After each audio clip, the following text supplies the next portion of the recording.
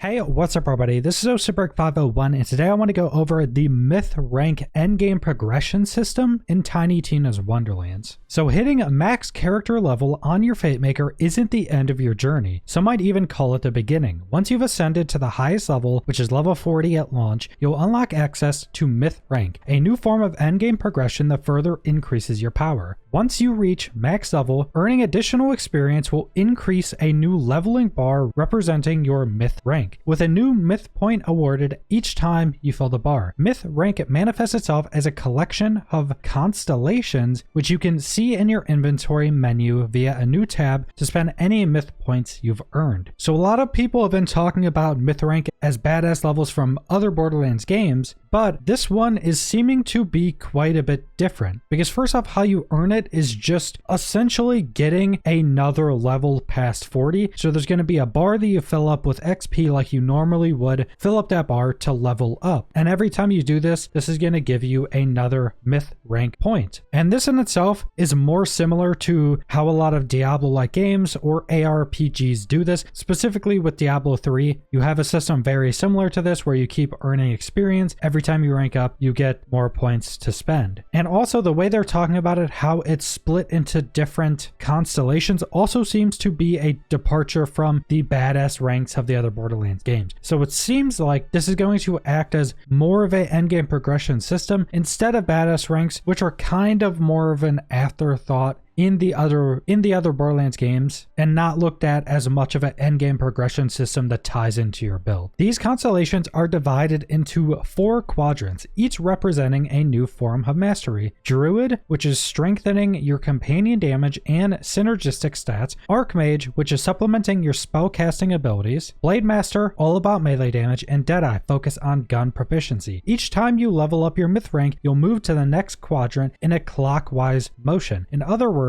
you'll be diversifying your points across all 4 quadrants, so you won't be able to focus solely on one. For each constellation, you'll need to decide if you want to move further along the path of connected nodes, unlocking them one by one, or invest your myth points in the nodes you've already unlocked. By increasing your myth rank, you'll continue to grow in power and contest yourself with increasing difficult content like the higher echelons of chaos levels. This sounds quite a bit different than badass levels from other Borderlands games. So essentially how this is going to work is there's 4 different sections, and it will probably be like a wheel or something similar to that, where there's Druid, Archmage, Deadeye, and Blade Master. So every time you level up your myth rank, it's actually going to change to the next quadrant. And I'm assuming also how this will work is that you won't be able to just build up points and use them all in one quadrant. It doesn't specifically say it here, but I'm assuming that once you use your points after leveling up, then it will go to the next quadrant. So it's 1 point, 1 point, 1 point. So you're not going to be able to use all your points just in a one quadrant, and you're going to have to diversify and keep progressing every single quadrant 1 point at a time. And also how it's explaining this, it sounds maybe something like the Skyrim skill tree, or more old school passive trees or talent trees, or a much